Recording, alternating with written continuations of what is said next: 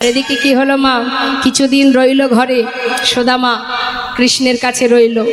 তার মধ্যে দিয়ে গোবিন্দ আমার রুক্মিণীকে ডাকলেন। রুক্মিণী বলো, তুমি তো স্বয়ং লক্ষ্মী, আজ আমি তোমার কাছে একটা কিছু চাইবো।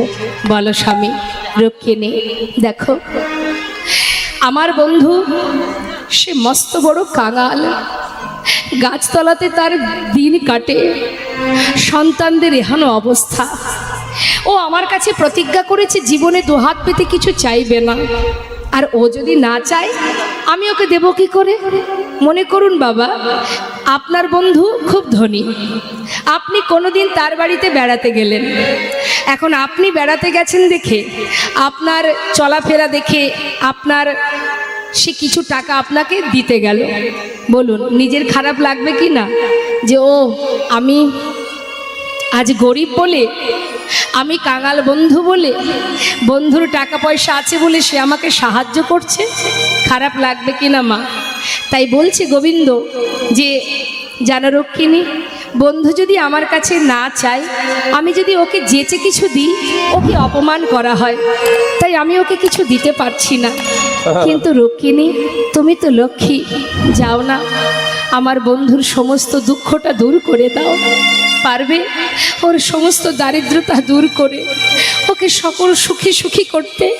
আমার বন্ধু আমার সম সুখ যেন সে পায়। যাও না রুক্মিণী।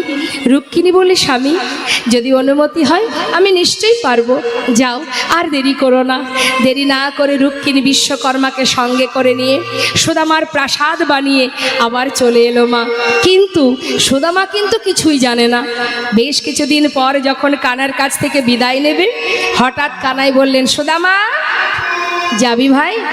যা, তবে একটা কথা জিজ্ঞাসা করি।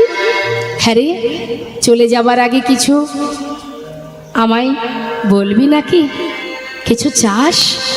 বল কি চাস? সুদামা বলছে, কানাই এই যে তোকে দেখেছি, আমার জীবনে সব কষ্ট দূর হয়ে গেছে, আর আমার কিছু চাওয়ার নেই। শুধু তোর কাছে আমি একটা কথা জানিয়ে যাই ভাই, যেমন করে আমায় ভালোবাসিস মৃত্যুকাল পর্যন্ত যেন আমায় ভুলে যাস না, যেন সঙ্গ ছাড়া